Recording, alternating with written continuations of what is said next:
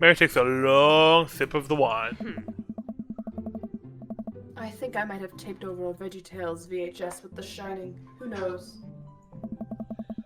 She takes another sip of her wine. Oh. Krish!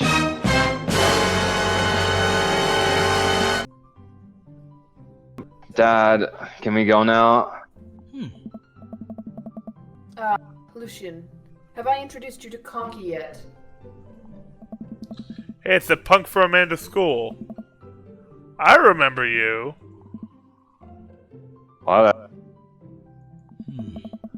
It's no way for a young man to speak to his elders. Be polite. Lucian bows. Oh my god, he bounced.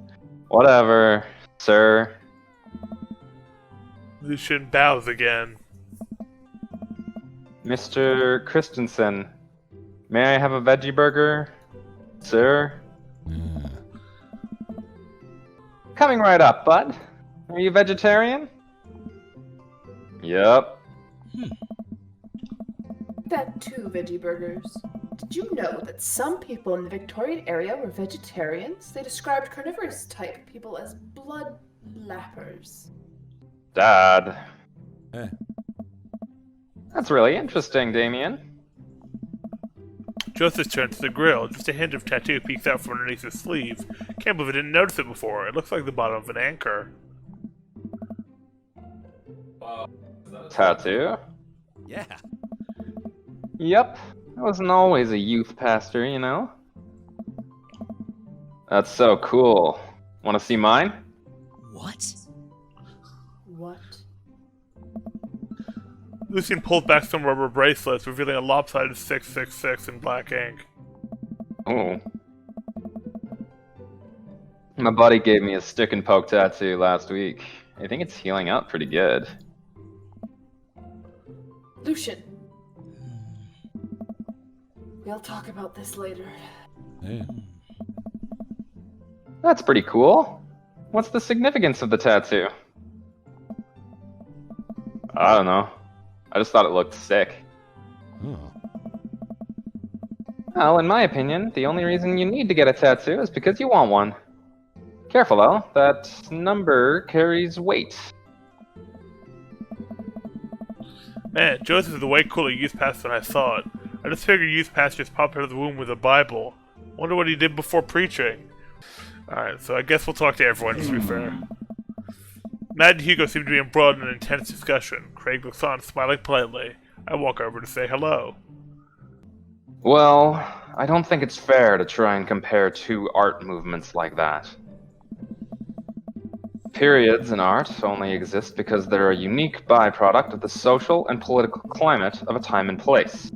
And to try and take something like, say, the Rococo period and compare it to postmodernism in America, you're completely disregarding the context in which a work of art is created. Matt and Hugo seem to be so busy talking they don't notice me. Craig leans in.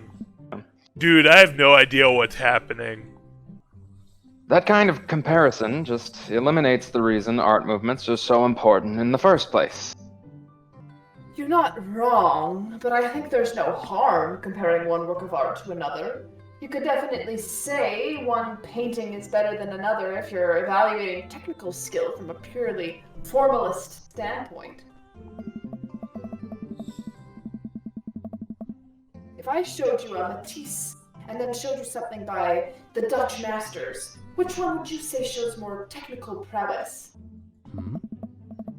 I am so lost right now. I shoot a word glance over to Craig, who returns it. Well, sure, you could say that the Dutch masters were technically more skilled, but I would argue that while the Dutch masters were better painters, Matisse had better paintings overall. Listen, you guys can navel gaze all you want about art and periods, but real art died long before we were ever born. Before the original masters picked up their brushes, before Prometheus received fire from the gods. Hope he's not serious. Everything we do on this planet is born of the fear of death. Art is just a way for humans to try and live forever. Whoa. But it doesn't matter. Nothing matters. One day it will all... Okay, Conky, you good? I didn't say this. Everyone stares at me! Holy shit. Anyway, we were just discussing the importance of context when talking about artwork. Listen, all I asked was if you liked Van Gogh or Picasso better. Hugo throws up his hands in frustration. But they represent two completely different art movements. How could I possibly choose between the thick, creamy impasto of post-impressionism and the abstractionist beauty of cubism? God, I want some thick, creamy pasta. Man, that's a way above my head. No shit. Me too. Hey. Good man. The cool thing about art is that we all perceive it differently. A single piece could have a totally different effect on each person that looks at it. And that is awesome. Just 1 minute about that. Hugo, please. Hey. Sorry. I get really fired up about art stuff. Conky, how are you liking the neighborhood? Art is dead. Everybody's been super friendly. Oh my god. Seems like your daughter is fitting in just fine. Matt points across the yard where Amanda, Daisy, and another young girl are playing. They're all sitting cross-legged in the grass, picking weeds and weaving them into flower crowns. It's pretty adorable. The girl I don't recognize jogs over to us. Hey, Sweetheart? It's a flower crown. I thought you looked cute in it. Hey, Way to find out. Matt takes a flower crown and places it on top of his head. Oh. I love when they draw it there. It's so cute. Oh, that's Am dope. I cool now? The girl stares at him, thinking it over. No, but you're slightly less uncool than you were before you put it on. Hey. Well, kids are assholes. Ha! Hey, Conky. This is my daughter. Hello. I'm Carmencita. Ah. Amanda comes over with Daisy in tow. Dad, look, I'm making friends. Are you making friends? You better be making friends. Yeah, actually. Amanda, you remember the cool race from the coffee shop? I'm my old college friend and, your teacher. Hey. Oh, hi, Mr. Vega. I didn't realize we were neighbors. Oh. Yep.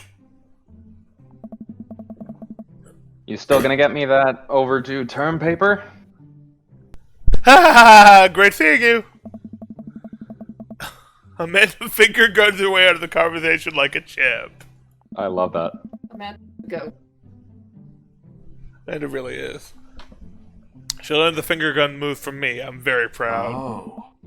She's definitely a charmer. Speaking of which, where did my son go? Huh? Hugo looks around the party. He must finally spot him because his eyes go wide. Sweet Manchego. Ernest! Ernest Hemingway Vega. Are you smoking? Ernest is holding a lit cigarette. Nope.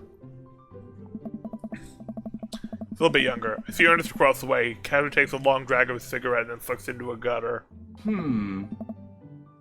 Unbelievable. Excuse me.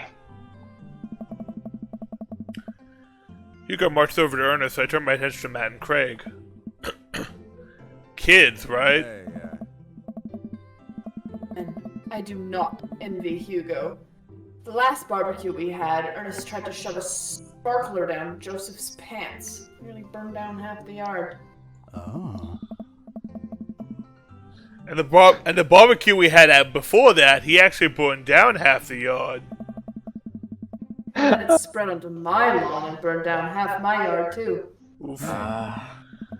Hugo walks back over to us, practically dragging Ernest behind him. Hey everybody, sorry about that. Conky, this is my son, Ernest. Hello. Ernest looks away, sulking, his hands shoved deep in his pockets. ...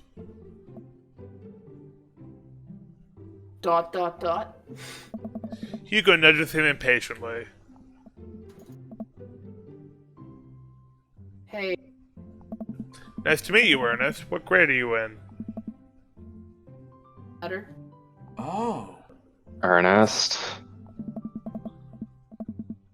Okay. Okay. I'm in 8th grade. God. Are you happy now? I'm sure you were just dying to know. Yeah, good for you. Can I go now? I'm tired of talking to old dudes who blame my generation for the failing economy. Ouch. Ernest! Oh yeah, because I'm totally embarrassing you. Ernest puts earbuds in and storms off to stand in the corner. Well, that was certainly something. He seems nice. Hugo puts his head in his hands and sighs. Oh. I'm so sorry. He's having a really rough time. As much as I want to be the cool dad, I have to be the authoritarian dad, and he clearly resents me for it. I mean, I think of the dad and the teacher. That's about as authoritarian as you can get. Are any of us cool dads? Is it even possible to be a cool dad? What? I'm cool as a cucumber. See? That right there. You can't say that. Oh. My kids think I'm cool. But for how long, Craig? How long do we get to be the cool dads? I don't know. I don't know. I think we just have to accept the fact that as dads, we've become the machine we once raged against and accept our fate to unironically wear socks with sandals. Your kids may think you're cool now, but the moment they hit puberty, you're doomed. Amanda's 18 and she still thinks I'm cool. Nice. I yell across the yard to my daughter again. Amanda, I'm cool, right? Amanda just laughs. She keeps laughing. I see your point. Oh no. As much as we all want it, I don't think it's as important to be a cool dad as it is to be a good dad. You know, we can't all be best friends with our kids. It just doesn't work. I mean, look at me and Ernest. Oh. Our job as parents is to make sure our kids turn out okay. Yeah, you're right. But it'd be nice to have it both ways. Hearing these guys talk about this makes me think of my relationship with Amanda. Get along so well, there might become a time when she won't be like that. It's college when that happens. Don't let us eat up your time, Conky. Go meet some of the other people around the neighborhood. Oh. And without further ado, let's work some magic. Joseph closes his eyes, takes a deep breath, and gets to work. With the greatest of ease, he sets patties on the grill, flourishing, he flips his spatula in the air. It's easily some of the best grill work I've ever seen. You guys think this is my first time in front of a grill? He's working faster now, effortlessly tossing cheese onto panties and perfectly grilling onions from the side. One after another, the dads take notice of the crowd around Joseph to admire his masterful technique. Oh. You probably didn't know this, Conky, but Joseph's known around here for his grillmanship. Oh. He's grillevable. Hey. I've tried to get at his level, but I can't catch up. Keep studying. He has a rare quality about him. Oh my god. Mustard, we keep talking about this. Can't we just appreciate the artist? God, it's just me one after another. I've never seen him make a mistake. Oh. Okay, we need to stop. This is getting too cheesy. Please stop! All the children at the party glue the glorious display of fun. Alright guys, the food's ready. Please form an orderly barbecue. Let us eat. Oh my god, Amanda groaned. We all grab our food and hang out, enjoying perfectly cooked cheeseburgers. Cheeseburger. Aye. Man, it's so wild how all of us dads live in the same cul-de-sac. Kinda nice, isn't it? Feels like there's a real community here. Totally helps when you're just a single dad trying to raise a kid. We're happy to have you here, man. I think you're gonna like this neighborhood a lot. Plus, Amanda seems to be getting along with all the kids.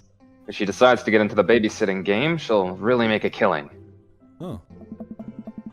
Hey, why don't you add us all on Dad Book? Dad book. Ooh.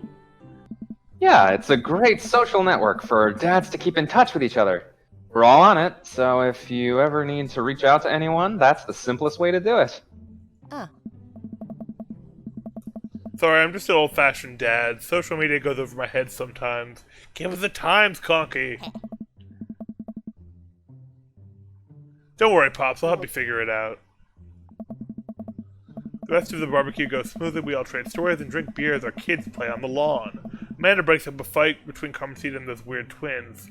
I think they wanted her soul. Man and I walk back to our place. The sun sets over the neighborhood. Pretty fun party, don't you think? I've got a burger in me. So I go to the neighborhood. You and Davey seem like you were having a way better time than I was. Because we were! Well, hey, at least you met some other cool dads. You should hit them up on Dad Book. Maybe I will, if I ever figure out how social media works. I have a good feeling about this place. Me too, Dad.